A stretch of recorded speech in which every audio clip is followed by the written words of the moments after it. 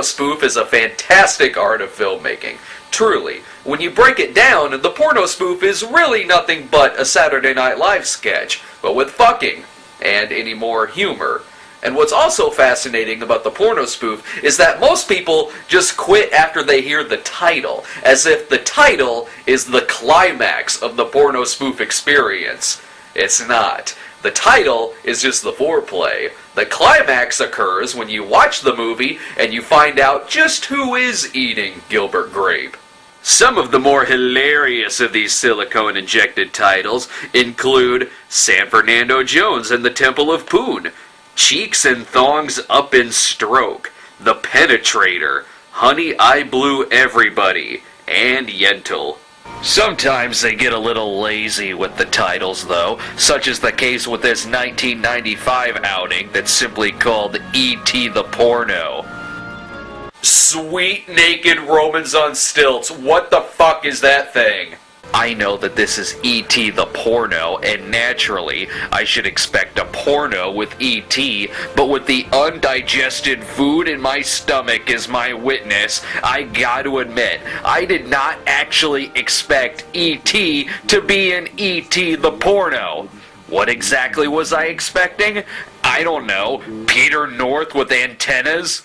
To be fair, E.T. the Porno is not the official title for the movie. Much like Turkish Star Wars, the bootleg title has become so accepted that it's just simply the official title for the movie now.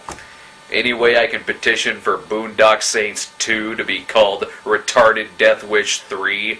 The full title for E.T. the Porno is... Now be ready for this because it just rolls right off the tongue. The E.T. of Vagina, one settles of the other world, or specially terrestrian, the extraterrestrial one. That's even too fucking long for a tagline. Is that their longest way of saying this movie has both aliens and vagina? That's right up there with Dr. Buttlove, or How I Learned to Stop Clenching, and Love the Plug. And I just came up with that off the top of my head. At least this movie proves that not only have they made a porno out of everything, but they can make a porno out of everything. In this movie, E.T. is from the planet Uterus.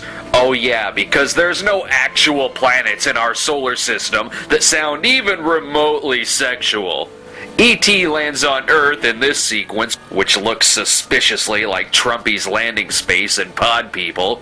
Oh dear God, I hope this movie doesn't try to incorporate Smucker's raspberry jam. E.T. finds his way to some humans, and what the hell? This is a period piece? I mean, this is well, you know what I mean. This movie takes place in the Victorian era? Why? What the hell is the point of that? Did they start out making a porno spoof of the piano and then realize that that movie had enough cock, so they just switched gears to an E.T. spoof? Oh yeah, and did I also mention that this movie is German? So in case it wasn't horrifying enough to look at this terrifying E.T. costume with those cool dead eyes, the damn thing speaks German too. Auf unserem Planeten Uterus dauert der durchschnittliche Geschlechtsverkehr 1 Minute. Cool, I'd rather have Josef Mengele sing me a lullaby. This movie is all over the place. It's German, but I could easily make the thing look like it was done by the BBC.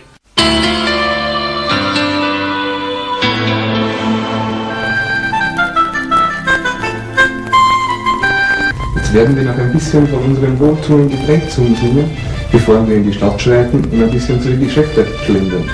Bitte, schenke mir ein. I didn't add those subtitles. They really are talking about tea in this movie. The subtitles are hard-coded in, so I can't really add my own. But I can add my own captions.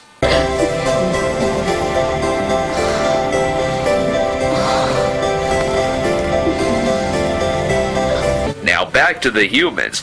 Holy shit, fucking Costas Mandalore? This is what he did between Fist of the North Star and the Saw series? What the hell? So these German Victorians fuck left and right, and when they aren't fucking, they're masturbating. But regardless, E.T. stands in the doorway and watches.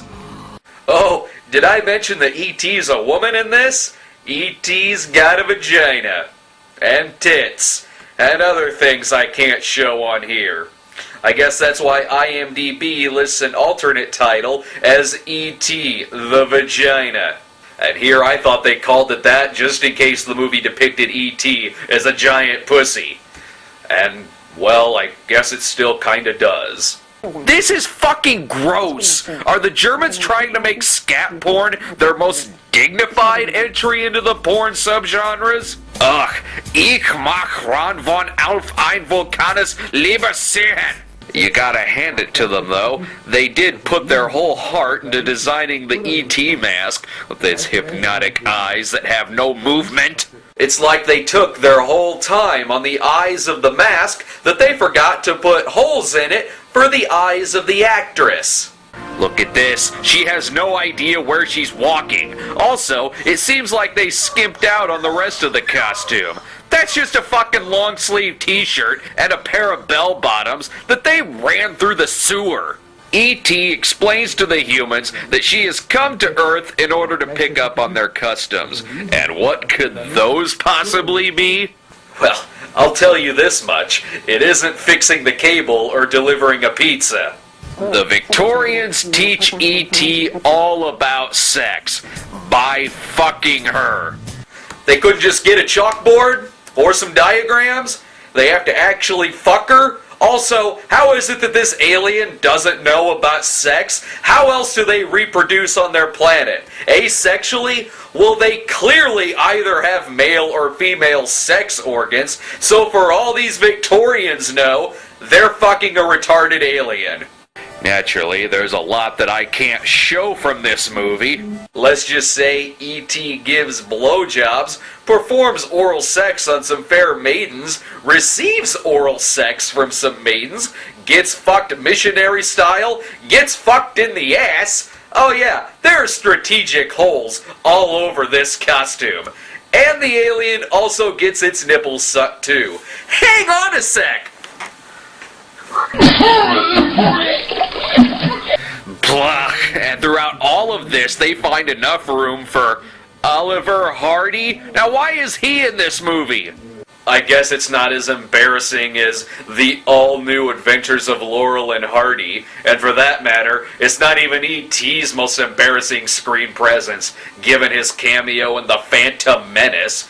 Also, E.T. teaches some pickup lines in this movie that, I have to admit, I haven't tried yet. Hab keine Angst. Ich tue dir nichts. Ich bin von den anderen Staaten zu dir gekommen, um die Sexualität zu lernen. Komm zu mir. Hab keine Angst. Ich möchte doch nur an deine Brüste fahren und verspüren, wie es sich anfühlt. You may be asking, is there any just real fucking in this movie? You know, the kind that would actually turn someone on? Yeah, here and there, like this scene. This, by the way, is the whole scene. Even in the real Victorian ages, they showed more skin in their erotica than this. At least it lets my mind drift away on some classic Monty Python. Oho. Was sehen wir jetzt jetzt Augen? Aren't you going to say what's all this then? Oh, right. What's all this in? Eventually, E.T. has learned enough about fucking from the Germans in order to go back to her home planet. Easy, you can make it down those steps. Easy does it, one step at a time. There you go.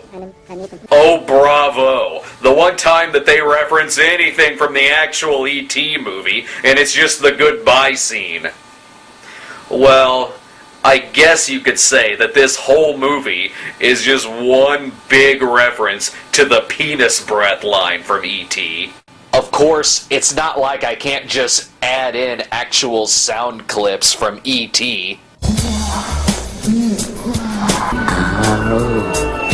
Also, just another note here. This movie is 90 minutes long. Yeah, 90 fucking minutes.